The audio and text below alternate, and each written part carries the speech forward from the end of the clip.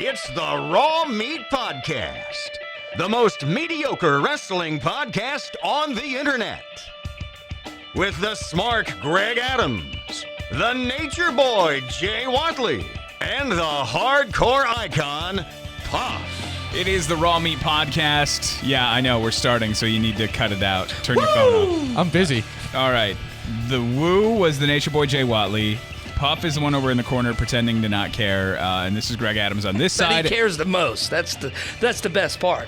Oh, I care. You do I just care. care about what's on my phone more at the moment. Oh, gosh. Right. Okay, so we are the most mediocre wrestling podcast on the internet. Now, And that's true, actually. Our main goal is always to recap Raw from Monday nights. We do a couple of other extra podcasts occasionally where we preview pay-per-views.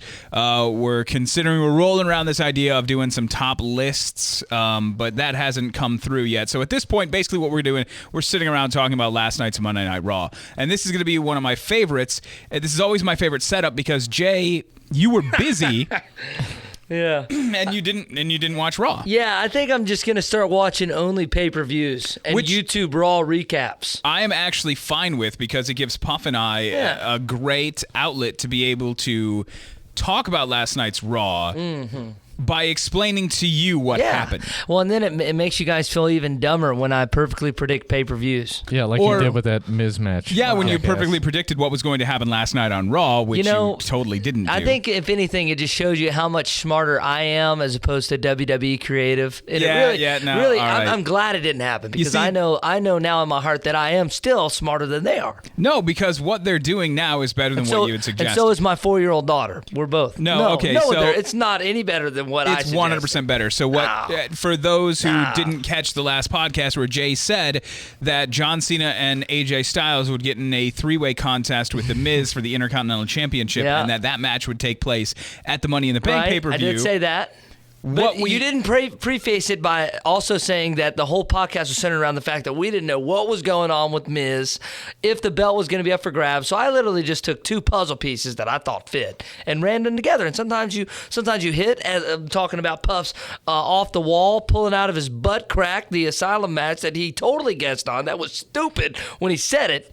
Logic. Right? Sometimes you get lucky, idiocy. and sometimes you don't. You know, it happens. Well, either way, that was a sanctioned prediction match between you and I for my title. Yes. And it was basically a squash match. It could still happen. It could still happen. There might be a swerve Monday night, Well, the contract was only for last night's Oh, Raw. I didn't read the contract. I just signed it. All right. Well, whatever. You're an idiot. I'll win the belt at Money in the Bank, because that's what I do. I'll guess the Money in the Bank winner correctly. I guess what we'll do is, prior to getting to the rest of that AJ Styles John Cena thing, we'll go in order of Raw, and we'll just kind of explain to you what happened, and then we'll react. Did Sting show up? Yeah. Dang it, I can't believe I missed it. Seth Rollins broke his neck with the pedigree. Oh, gosh, yeah. Bret Hart says he sucks, so you know he sucks. So the beginning of Raw was actually quite entertaining. I was kind of upset when I tuned in and saw 6 ladders in the ring. And I was like, oh, this is going to be a boring, and then they made them all climb the ladders, and I was like, this is not going to be good. It started off awkwardly, but it ended up awesome. Oh, it did. It ended awesome up until the surprise hit at the top of the stage. You just a hater, player. So when they're going back and forth, and you have Jericho, the stupid idiot, going toe-to-toe with Owens, and you've got Sami Zayn in there, and then you've got the Dean Ambrose approach of, I just want to fight. Can we just fight? Can we just shut up and fight? When are we getting to the fighting? That's why we're all out here, right? We're going to fight. That's the Dean Ambrose that I'm really enjoying right now. I still hate his moveset. I do too.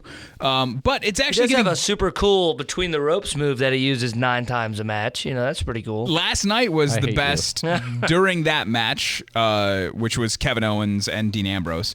The scenario where he went between the ropes and came back and caught it wasn't a super kick, but he caught a big boot to the face from Owens. I liked that take on the move, which I get that you have to do the move and do it successfully a couple of times to have those ones work.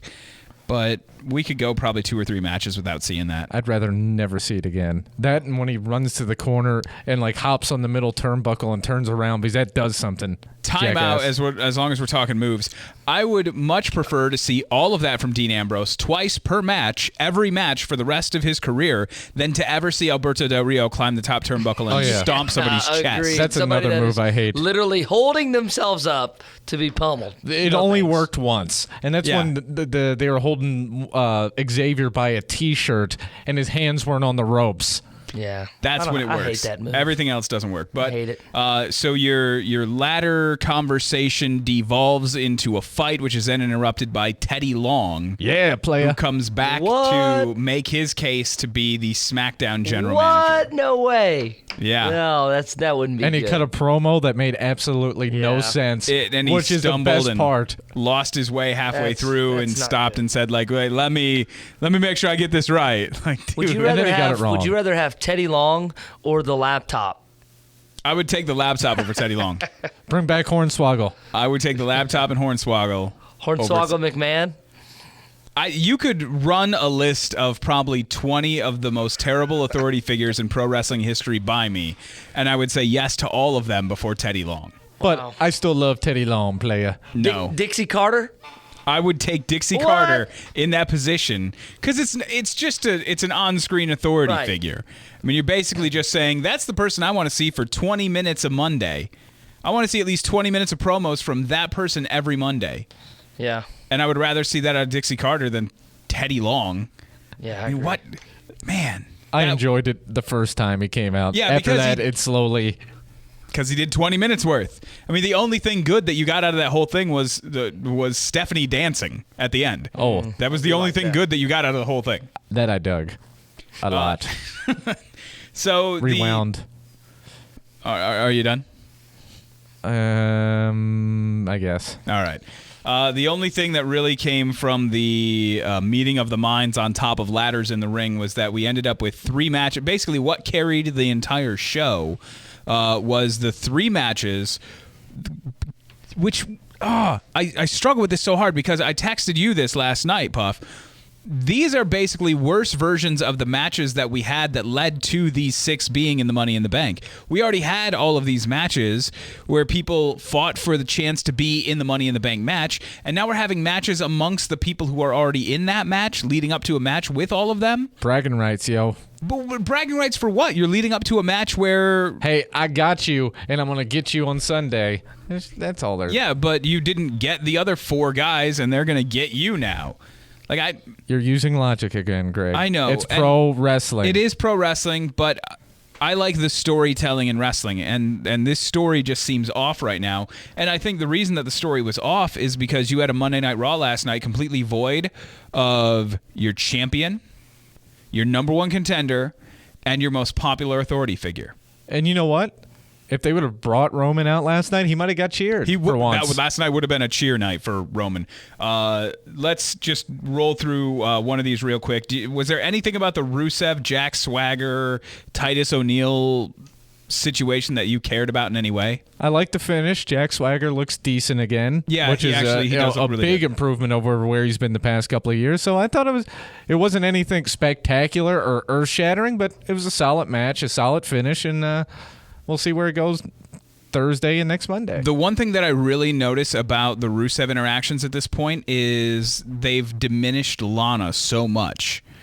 She's not the same. She's busy. She's training to be a wrestler. Yeah, but she doesn't even come close to involving herself in a match anymore. She doesn't slap the apron. She doesn't even come. I mean, she's just there. I don't know. As long as they put her on camera, I don't care. Yeah, a little ringside candy, you know. The Vaudevillains defeat Enzo Amore and Big Cass through disqualification because Big Cass lost his ever-loving mind, and That it was awesome. great. You know what I hated about that is it went from promo showing Enzo getting murdered to them recreating Enzo getting murdered in the ring. I like that they gave them that space. I Oh, like that they gave him that chance. I like the finish, but we could have done without seeing the real thing where he almost died before doing it again. well, And by the way, they made him do a baseball slide. Yeah. No more baseball slides. ban the baseball slide, but there are two aspects to what they're doing with Big Cass that concern me right now. They are almost sacrificing how good Enzo and Cass are just to let Cass shine, which I don't mind, except for you can let them do what they do, because when they do their teamwork, it's great. But it also kind of feels like they're setting them up for a separation. You know, already? I feel like they're going to be the team that gets split in a brand split. well, we're all assuming that there's going to be a draft too. Yeah, there is that. I mean, they haven't used the D word yet. Nope. So at some point they have to do that. I thought they did use the D word on their initial press release. Nope. I thought it did say they even scheduled a date for it. No? At no point. They've just talked about that amongst themselves they are going to decide how to split the rosters, which could be the point where we get the first really big Stephanie and Shane blow up, and Vince comes in and says, look, to be fair, we're doing this, and it's going to be a draft. I think a draft just makes a ton of sense, because that almost becomes like a third entity of a brand split, is that every year annually, if you knew the draft was coming up. Yeah, I like that. Then, well, the other thing is we haven't seen Triple H on TV since WrestleMania, and my initial thought was, well, if they do the brand split, they're going to treat NXT like ECW when they did the first brand split. So Triple H might insert himself into the storyline post Money in the Bank, and then that's when things heat up. Yeah, because Money in the Bank is going to be the last pay-per-view before brand extension. Mm-hmm. Or what's the word we're calling Brand it? extension. Brand extension. God, I hate this. And not to mention that to Wednesday night's NXT TakeOver is called NXT TakeOver The End. Now, there is already one book for Brooklyn with no talent, no pictures, nothing. It's a black logo that says NXT Brooklyn. Yeah. This Wednesday night is going to be extremely interesting because, as I dubbed it, NXT, losers have new full-time jobs. Yeah, it'll be extremely interesting. I didn't realize it was this Wednesday. I thought they were going to execute it after Monday Night Raw, before the pay-per-view.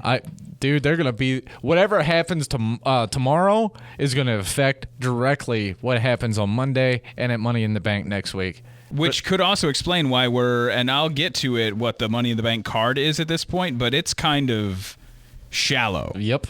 So plus, we got returning Bray Wyatt that we don't know what's going to happen with. He's teasing a return. He teased the Monday return. Did you see that? Well, no, I saw. According to Payback, I mean, they were the stars of that whole pay-per-view. Well, everybody got injured. I saw. According to the banners. Everybody died. Yeah. All right. Back to the matches from last night. We had Alberto Del Rio and Sami Zayn, which Del Rio wins, a rare victory for him at this point. I enjoy Del Rio winning. I just need him to change his finisher. What was his stupid submission hold that he had the first time around? Yeah, let him go back to that. Arm bar. 104. No, but he has like 4 or 5 signatures and finishers that he can utilize, but for some reason he keeps going back to that one, and that. We all suspend a lot of disbelief every Monday and soon to be Tuesday nights and occasionally on Sundays, but we can only suspend it so far. Just seeing that move go down in my mind just pisses me off. Not I to hate mention, everything about it. As much as I love Sami Zayn and as athletic as he is, getting into the Tree of Woe position looked like it was like miserable for him. Yeah. Like it took, like he literally was holding onto the ropes as he was backing down because he was afraid of like dropping on his head or something. Surely these wrestlers get in that position and they think to themselves, God, this is just stupid. That could actually be what was going through his mind. This is just the dumbest thing that I've had to do. And he went by El Generico for how long? Hey, don't knock the Generico. Oh, no, gosh. yeah. Dean Ambrose defeating Kevin Owens, what probably was the singles match of the night. You mean Dean Ambrose defeating our future Money in the Bank winner? Yeah, however you want to spin it, but Kevin Owens, maybe my favorite part of the match was going over and taking Byron's headset in the middle of the match and starting to talk to them and getting interrupted. Like, that's the more we can mic him up, the better. The little part at the end where like Ambrose climbs the ladder, Kevin Owens comes in, pushes the ladder over. I mean, it's like they were filling time at that point. Like this match, Tyler Breeze versus R-Truth. That was an actual match that took place. Must see television right there. It was important because we got to see Fandango in his new Tyler Breeze inspired attire. That is 100% true. Quality importance. It is. Because, like I've said it once, I've said it 1,000 times. That is my favorite dumb storyline. I hope it runs forever. Breezongo and the Golden Truth, and it will continue on. Money in the Bank pre-show match right there. Maybe. I mean, we'll get to a little bit of that in a couple of minutes. The Club, or as John Cena likes to call them, the Bullet Club. Yes, he said it. Whoa. Yes, it was in the ring. Yes, it happened. Defeated the New Day last night, and then the New Day the Bullet Club continued to beat down the New Day. John Cena comes in for the save, which... Well, hold on. Let's back up. Before you want to the go match started... Yeah, I was going to do that as a separate part from the match. I'm not going to talk about the promo yet. But just before the match started, it was supposed to be a 3-on-3 match with AJ and the Club versus the New Day. Big brawl breaks out. AJ just hits Styles Clash on Xavier and like kills him. Like everyone was just beat that hell for 10 minutes before the match even got kicked off. It was awesome. So let us roll back to the promo, because I think that's what most people recognize from last night's Monday Night Raw. Anybody who was actually watching it in real time all seem to, at least based on the internet, have the exact same reaction. First thing I noticed, last night was a pro John Cena crowd. Oh, yeah. He even noticed it. He opened up with, like, normally I come out here and it's, let's go Cena, Cena sucks, and had to lead the crowd to get him going before he could get into his actual promo, which is weird. Yeah, the Cena sucks crowd, not very big in OKC, or at least they didn't show up, which lends back to what we were saying.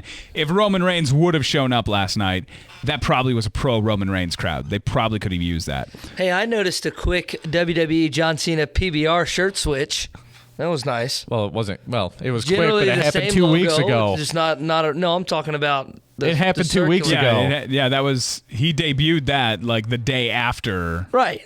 Like that shirt's been out. Well, I'm saying I thought that was good. I liked it. However, I did notice some of the kids in the front row had the PBR shirt. So thank you, Kmart. So my son will not be the only one.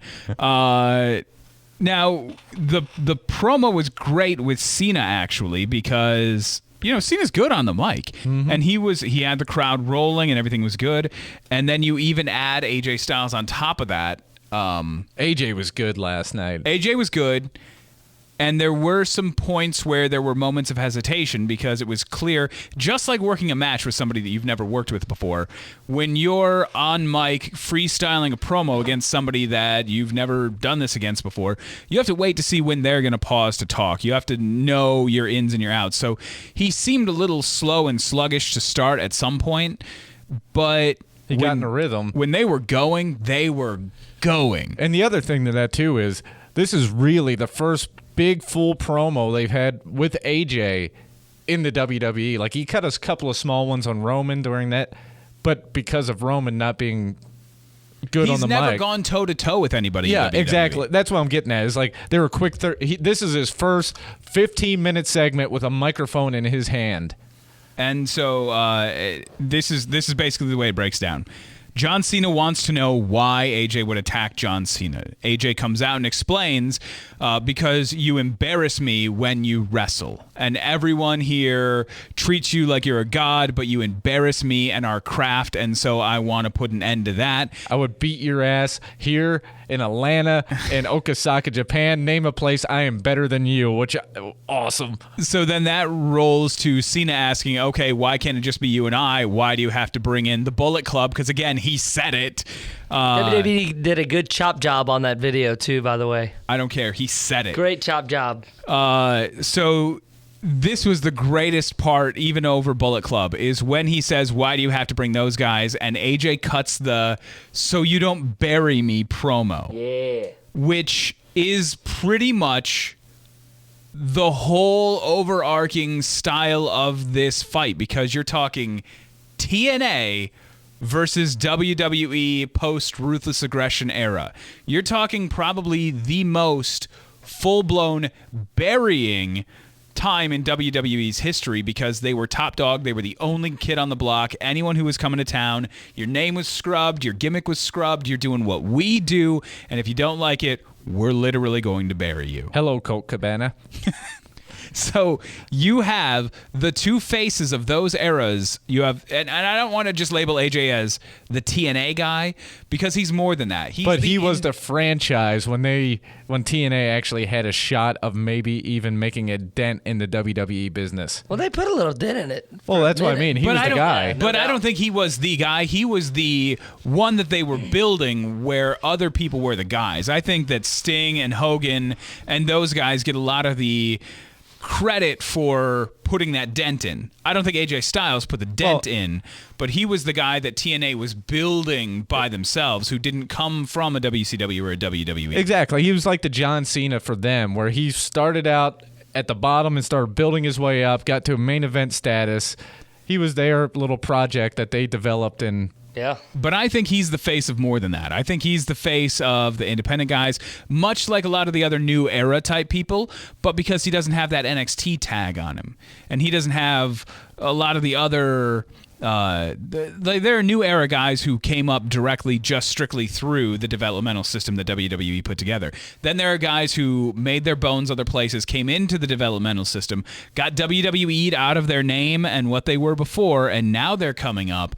But AJ's like the guy right now who did all of that and then came straight into WWE and made that splash. So he is the face of the independents. And you and I had this discussion at one point where I was upset that John Cena, I think, was cutting the promo where he lumped AJ into the young guys, to the new faces. And I that offended me because John Cena and AJ Styles are the same age. Right. But I think it's just the fact that he is the face of the new era. So maybe it's not that he's the young guy, but he's the new blood in the company. And so, but that promo was everything that you would have hoped it was, minus a couple of hiccups here and there. But hell, even going back to the great Jericho Rock promo from '99 or whatever, there were a couple of hiccups in there too. Well, I mean, even the best on the mic, when you first start working together, like Cena, who's a great guy on the mic, and The Rock, who's probably one of the best of the modern era, when they started, not the best ever, period. Well, yeah, but when they started their little deal with the once in a lifetime, there was a few issues. So, I mean, you start working those two guys together, they're going to have a chemistry that is going to be unmatched for a while. You're not going to get that out of Seth and Roman. Seth, obviously, but definitely not the other half of that equation. All right, I want to make it to the...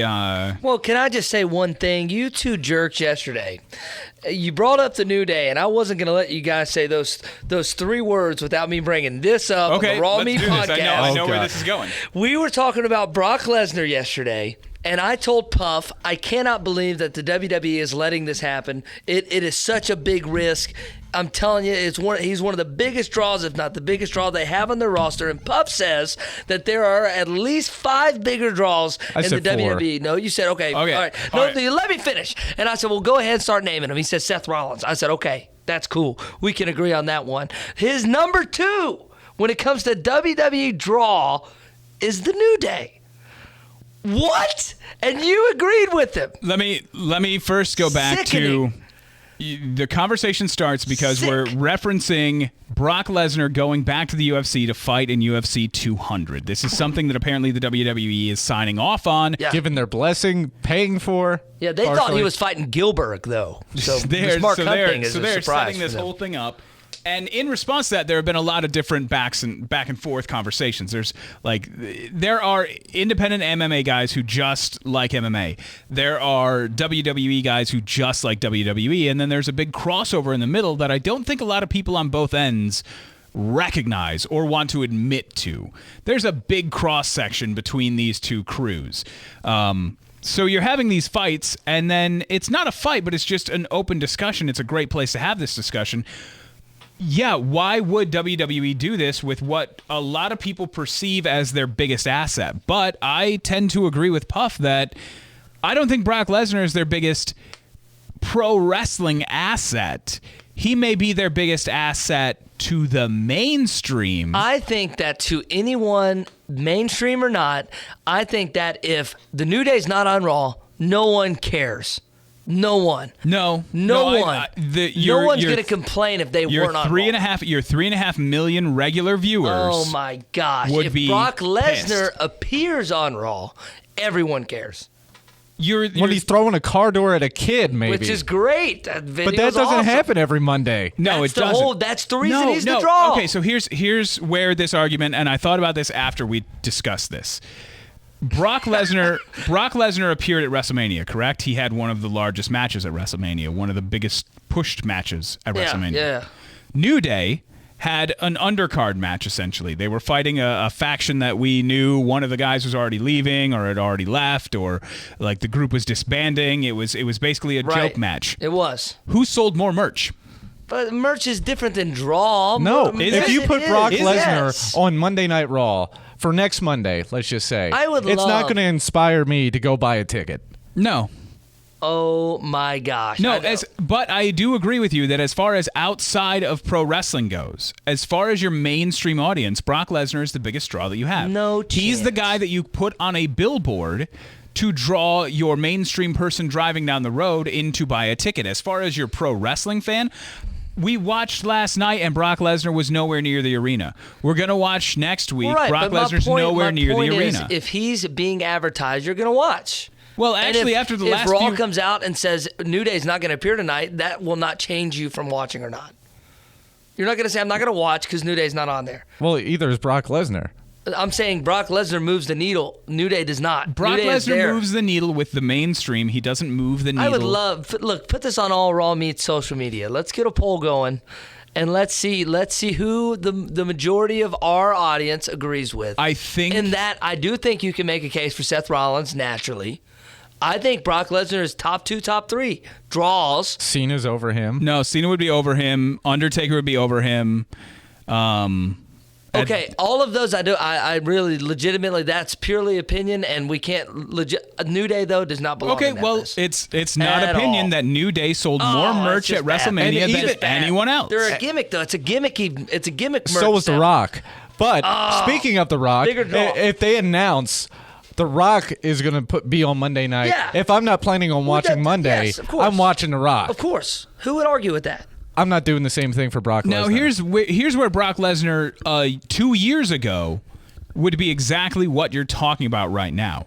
But Brock Lesnar's part-time schedule, Brock Lesnar's kind of crappy matches, yes, and Brock Lesnar's only cutting promos on Raw and not actually fighting have really diminished within pro wrestling fans. Yeah, well, I agree with that to an extent, but I'm saying that the bottom line is he is a bigger draw. Even with the mainstream, I think if they announced that Hulk Hogan was coming back to Raw, more people would tune in than Brock Lesnar. Would tune in than Brock Lesnar. Of course. But you're saying he's the biggest draw. No, he's not. Once again, you're comparing the New Day. I'm not saying he's the biggest draw. You're comparing the New Day with Hulk Hogan and The Rock.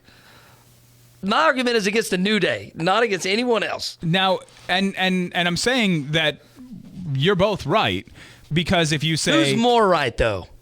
But it's apples and oranges. It's the mainstream audience. It's a mom of 3 who doesn't actually watch, who's driving down the road and sees the WrestleMania billboard and Brock Lesnar's on there. She may have an idea of who that is. A good conversation to have, though. It's a fine conversation. It's a great debate. Right. Where were we? We're putting this on social media, though, right? The voting. Go ahead. You can. All right. I have access, don't I? You stupid idiot. I'm from Winnipeg, you idiot. Anyways. So the video packages last night, we didn't have a Roman Reigns, we didn't have a Seth Rollins, we didn't have a Shane McMahon, but what we got was 2 10-minute versions of the Seth Rollins side of the story and the Roman Reigns side of the story leading into this match. Why?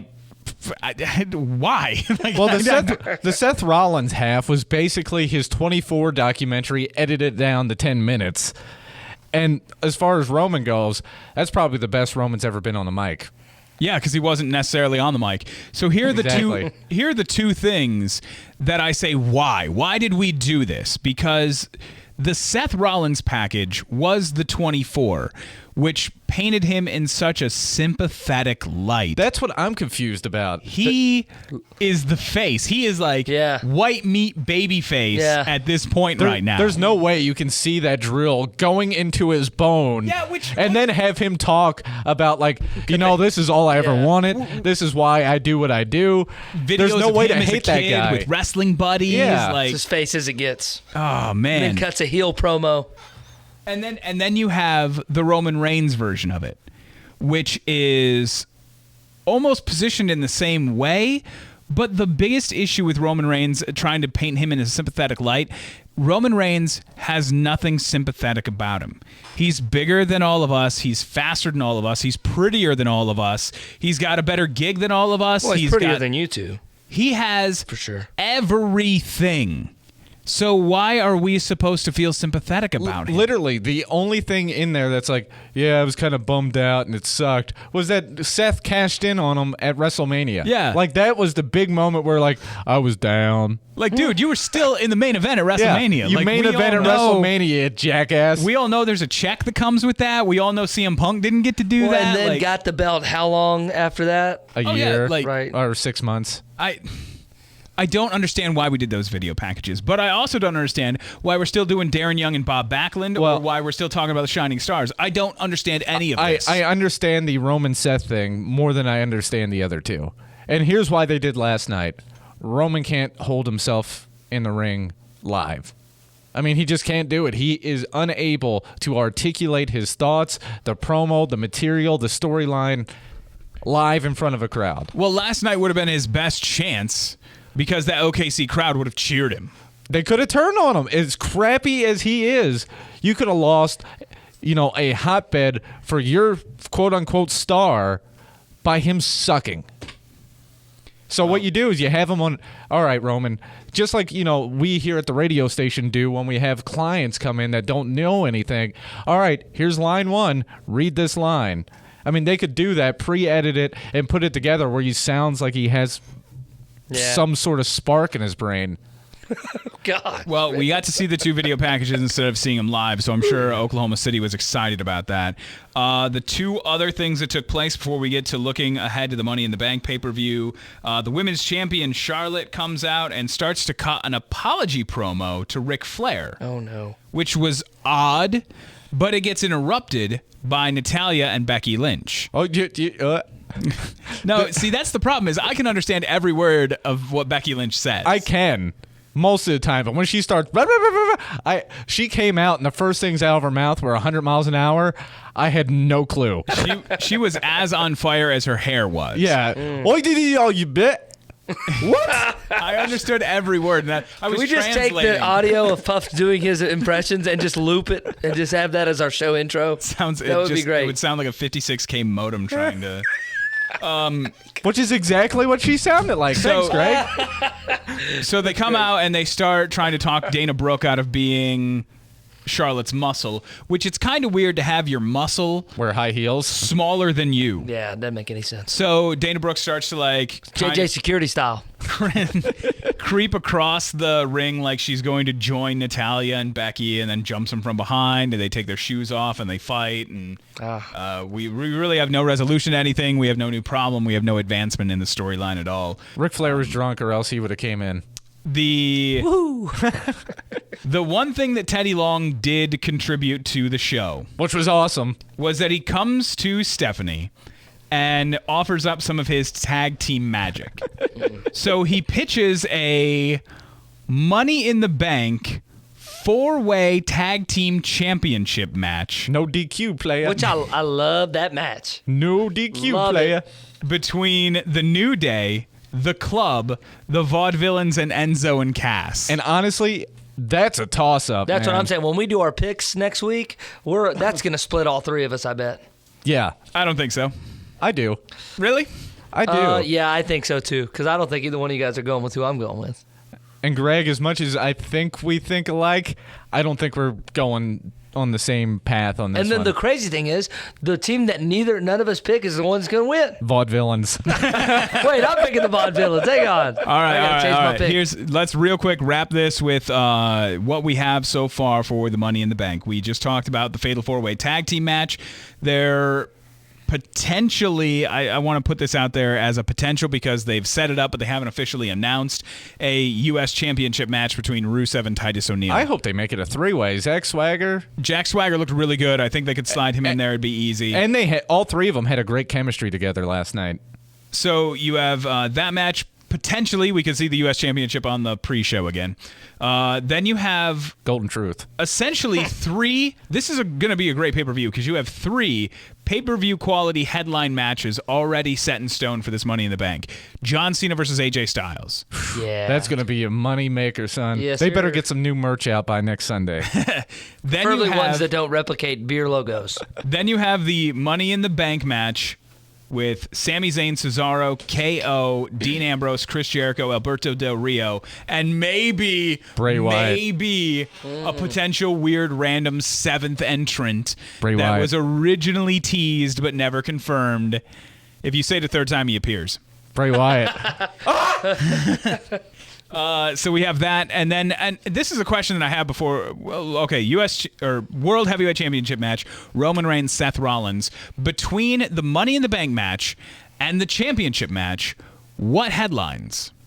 Championship match. Yeah, Money in the Bank goes first. I hope whoever wins cashes in at the end of the night and we have a double title switch, but we'll get to that during our prediction podcast. Me too. I'm with you on that one. I actually want Your Money in the Bank winner would never do it. Wouldn't happen if he wins. No chance. Maybe I'm just putting you people off my scent for when we get predictions. I hate smelling your scent. Me too. I want Stings the nostrils. Whiskey. the guy that I want to win the briefcase. I want him to hold it for months and squeeze every drop of charisma you can get. You two want the same guy to win. See, what Probably. I would love to happen is Seth goes through this brutal match with Roman. He wins, and he's got that relief. And all of a sudden, someone cracks him over the head with the briefcase, cashes it in, pins him, and gets the hell out of there. That'd be great. That'd be great. So there is one person in this in the ladder match, and we can talk a lot more predictions. But there was something that stuck out to me that took place during that ladder conversation that they had that I think could be either a red herring or they're foreshadowing. When they all looked at Jericho and said, "But you've never won one." Yeah. Oh yeah, I did. I won the first one. Oh really? You won the first one? Where was it? Maybe it was the 6th one. I won the 6th one. No, you've never won one, Chris. You invented it, but you've never won one. That kind of stuck with me a little bit. I think with Chris, especially on social media, having one foot out of the WWE door, I cannot imagine that he wins. He always has one foot out of the WWE door, Yeah, but but he always has one foot in. Yeah. And you know what? For all the guy has given the company, if they decided, you know what, we're going to give you one more title run, even if it's just for one night. But nobody says that he has to have a title run. Just holding the No, belt, just want him being to in win. the picture. He gets the Money in the Bank briefcase, but as we've seen in the past, that it doesn't guarantee you How many people are in the Money in the Bank match? 6, possibly 7. Okay, let's go with 7. If 6 of those 7 get injured, then I would see a Chris Jericho possibly winning. That's the only way. If you are already going to have that title bounce between 3 guys for the foreseeable future, if it's going to be Roman, Seth, AJ for the long run, for the next year and a half, and none of those 3 guys are involved in the Money in the Bank briefcase match, don't you think it stands to reason that whoever wins the briefcase is probably not going to win when they cash it in? Well, there's only been 2 people that have failed at cashing in. Right. So, And one of those was, well, one was Sandow and one was John Cena. yeah. So, I was pointing to Sandow. who's to say that Jericho doesn't win it? Maybe he tries to cash it in immediately, or AJ wins the title in 2 months, going towards SummerSlam, and then Jericho tries to cash in on AJ at some point. Club jumps him, incapacitates Jericho. He doesn't. I don't know. That just stuck out to me. I wanted to get that out before I forgot about it, because when we do our predictions, I may not remember that happened. Make notes, fool. I do make notes. I'm the only one who makes notes and brings them. You're I the have only notes one on my who needs phone. Notes. Whatever. That's because I kind of have to lead us in the conversation. Hey, at Otherwise, least I we watched talk the about- show. Otherwise, we talk about Sting forever. He's the seventh man. Sting. In a casket. Oh, it's a casket. Open match. grave. Hey, you guys want to talk about who we think's going in the Hall of Fame next year? No, let's not do that. Surfer Sting. All right, that's the Raw Meat Podcast for now. We might do one tomorrow or Thursday based on whatever happens at NXT, because that's tomorrow night. We got to so- do one post NXT because whatever happens tonight is going to be Tomorrow huge. Yeah, that's what I mean. Tomorrow night, moving forward, it's going to be huge for WWE storylines to come. All right, so look for an NXT podcast coming this week. Otherwise, that's it. We are the Raw Meat Podcast. Yep.